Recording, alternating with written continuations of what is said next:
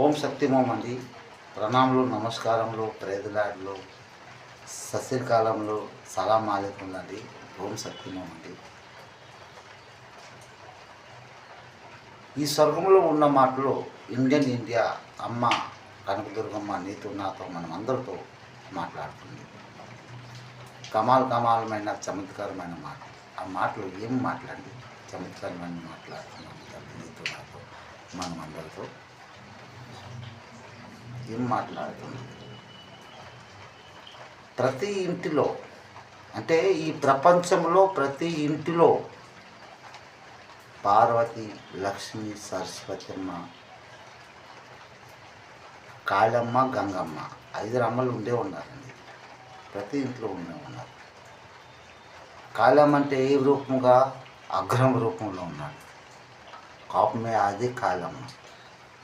గంగమ్మ అంటే ఏ రూపంలో ఉన్నారు? మంచినీరు రూపంలో ఉంది. పార్వతమ్మ ఏ రూపంలో ఉన్నది? మన ఇంటి అమ్మ రూపంలో ఉన్నది. లక్ష్మమ్మ అంటే ఏ రూపంలో ఉంది? మన అక్క రూపంలో ఉంది. సరస్వతమ్మ అంటే ఏ రూపంలో ఉంది? మన ఇంటి కోడల రూపంలో ఉంది. జ్ఞానోపదేశం ఇచ్చే రూపంలో ఉంది.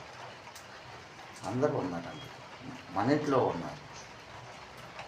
మనము దాన్ని గ్రహించాలి, గమనించాలి, ఆలోచించాలి.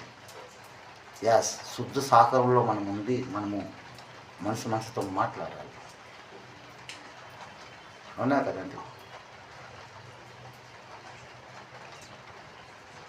ఇప్పుడు అమ్మ కాళమ్మ సముద్రంలో స్నానం చేస్తే పార్వతి రూప దర్శనం ఇస్తుంది. నీ ఇంటికి నా ఇంటికి వస్తుందంటే లక్ష్మమ్మ రూపంలో వస్తుంది. అవునా కదండి?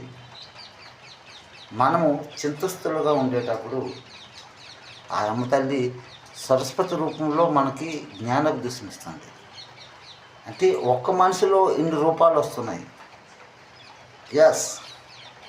మనం అలాంటివి గ్రహించము, గమనించము, ఆలోచించము. మనం కోపము,